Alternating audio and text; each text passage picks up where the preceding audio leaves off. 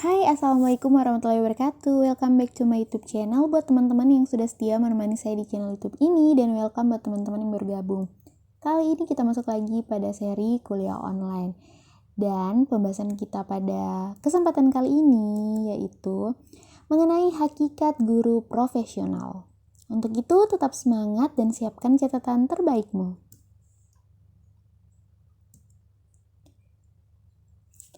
Kita bahas dulu mengenai guru pendidik profesional dengan tugas utama mendidik.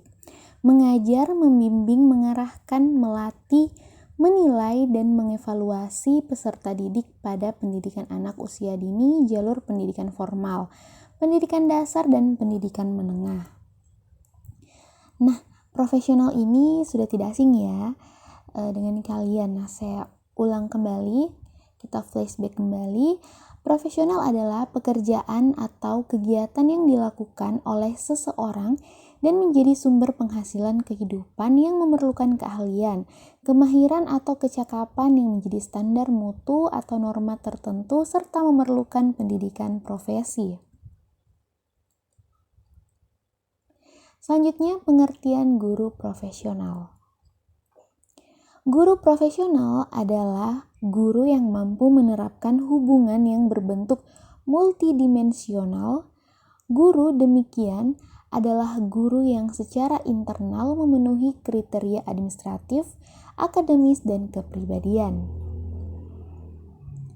Adapun maksud dari persyaratan administratif adalah persyaratan yang harus dimiliki oleh seorang guru yang ingin menjadi profesional dalam kaitannya dengan persyaratan legal formal, misalnya ijazah, serta sertifikat keilmuan yang dimiliki sebagai bukti kemampuan guru tersebut.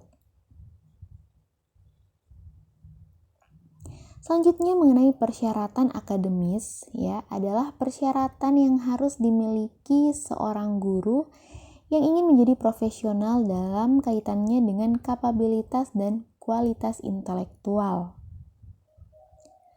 Persyaratan ini sangat menentukan keberhasilan proses pendidikan yang dilaksanakan. Kesuksesan pendidikan bukan hanya menjadi beban dan tanggung jawab sang murid sebagai pencari ilmu, akan tetapi justru gurulah yang memegang peran dominan. Karena guru secara akademis sudah tidak memadai, jika guru secara akademis sudah tidak memadai, maka dengan sendirinya keterampilan untuk mengajar, kemampuan penguasaan materi pengajaran, dan bagaimana mengevakuasi keberhasilan murid tidak dimiliki secara akurat dan benar. Hal ini sangat merugikan proses pendidikan yang bukan hanya berakibat fatal bagi seorang murid, melainkan bagi seluruh murid atau bahkan seluruh stakeholder pendidikan.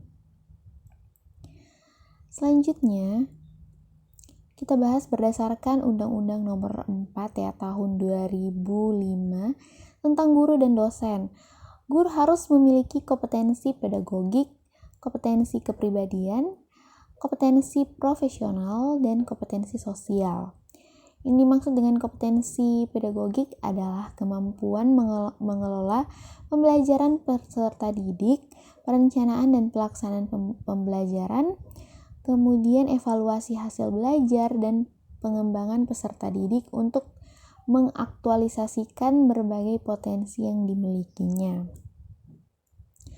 Selanjutnya, mengenai kompetensi kepribadian adalah kemampuan kepribadian mantap, stabil, dewasa, arif, dan berwibawa, menjadi teladan bagi peserta didik dan berakhlak mulia.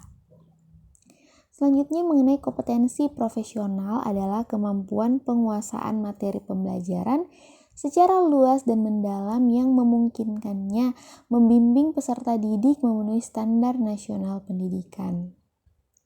Kemudian mengenai potensi sosial adalah kemampuan pendidik sebagai bagian dari masyarakat untuk berkomunikasi dan bergaul secara afektif atau efektif dengan peserta didik masyarakat sekitar.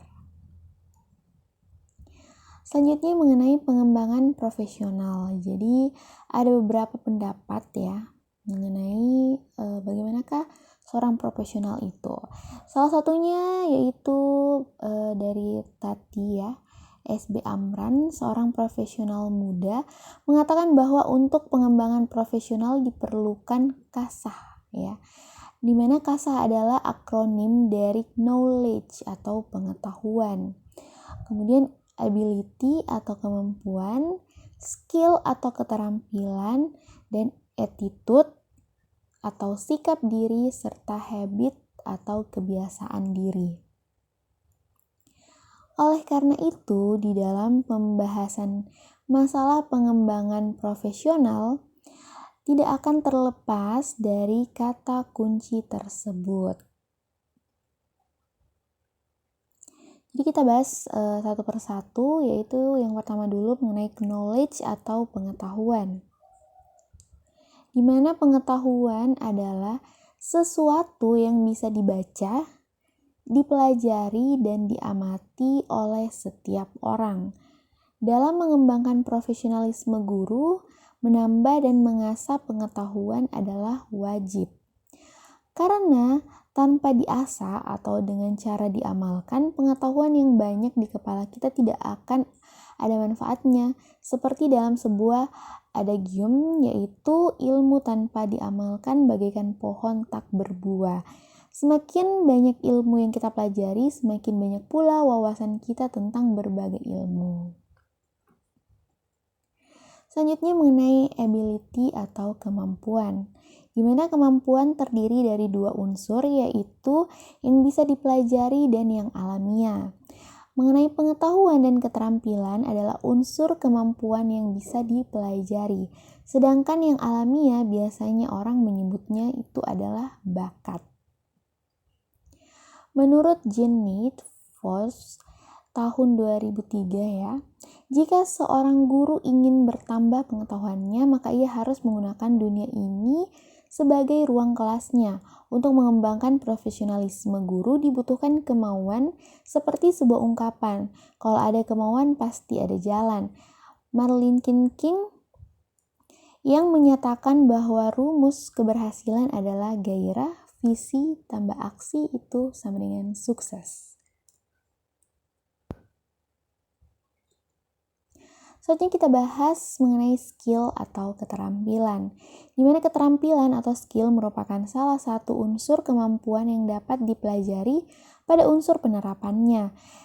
Keterampilan mengajarkan atau mengajar merupakan pengetahuan atau knowledge dan kemampuan atau ability yang diperlukan untuk melaksanakan tugas guru dalam pengajaran. Selanjutnya mengenai attitude atau sikap diri. Sikap diri seseorang terbentuk dari suasana lingkungan yang mengitarinya. Sikap diri yang harus dipegang menurut Teti sebagai adalah disiplin, terutama dalam profesi ya, seorang guru harus diterapkan. Selain itu, seorang guru profesional harus mempunyai sikap diri atau kepribadian di antaranya disiplin yang tinggi, percaya diri yang positif, akrab dan ramah atau berwibawa, akomodatif, berani, berkata benar, kompeten. Ini juga terkandung dalam Undang-Undang Sistem Pendidikan Nasional Nomor 20 Tahun 2003 Pasal 3. Selanjutnya kita bahas mengenai habit atau kebiasaan diri. Kebiasaan adalah suatu kegiatan yang terus-menerus dilakukan yang tumbuh dari dalam pikiran. Pengembangan kebiasaan diri harus dilandasi dengan kesadaran bahwa usaha tersebut membutuhkan proses cukup panjang. Kebiasaan positif diantaranya adalah menyapa dengan ramah, memberikan pujian kepada anak didik dengan tulus, menyampaikan rasa penghargaan kepada anak didik, dan lain sebagainya. Selanjutnya mengenai tugas guru. Pada bidang profesi, yang pertama tugasnya adalah mendidik ya, di mana meneruskan dan mengembangkan nilai-nilai hidup. Selanjutnya yang kedua adalah tugas guru mengajar ya, yaitu meneruskan dan mengembangkan ilmu pengetahuan dan teknologi. Kemudian tugas guru berikutnya di bidang profesi adalah melatih, di mana di sini diharapkan guru dapat mengembangkan keterampilan-keterampilan pada siswa. Selanjutnya tugas guru di bidang kemanusiaan. Jadi, diharapkan guru di sekolah harus dapat menjadikan dirinya sebagai orang tua kedua yang mampu menarik simpati sehingga ia menjadi idola para siswanya dan menjadi motivasi bagi siswanya belajar. Dan tugas guru bagi masyarakat ya, di bidang kemasyarakatan, diharapkan dari seorang guru diharapkan juga masyarakat itu dapat memperoleh ilmu pengetahuan. Jadi seorang guru ini bisa mengedukasi masyarakat juga. Jadi luar biasa sekali, tugas guru ini sangat-sangat kompleks dan kita harus mengucapkan terima kasih kepada guru-guru kita. Yaps, dan selanjutnya mengenai tugas guru profesional. Menurut Rostia dalam Jamara tahun 2000, di mana tugas guru ini juga menyerahkan ya kebudayaan kepada anak didik berupa kepandaian, kecakapan, dan pengalaman-pengalaman. Kemudian membentuk kepribadian anak yang harmonis sesuai cita-cita dan dasar negara kita Pancasila. Selanjutnya menyiapkan anak menjadi warga negara yang baik dan sebagai perantara dalam belajar. Kemudian pembimbing untuk membawa anak didik ke arah kedewasaan ya. Pendidik itu tidak maha kuasa dan tidak dapat membentuk anak menurut kehendak hatinya, seperti itu. Selanjutnya penghubung antara sekolah dan masyarakat.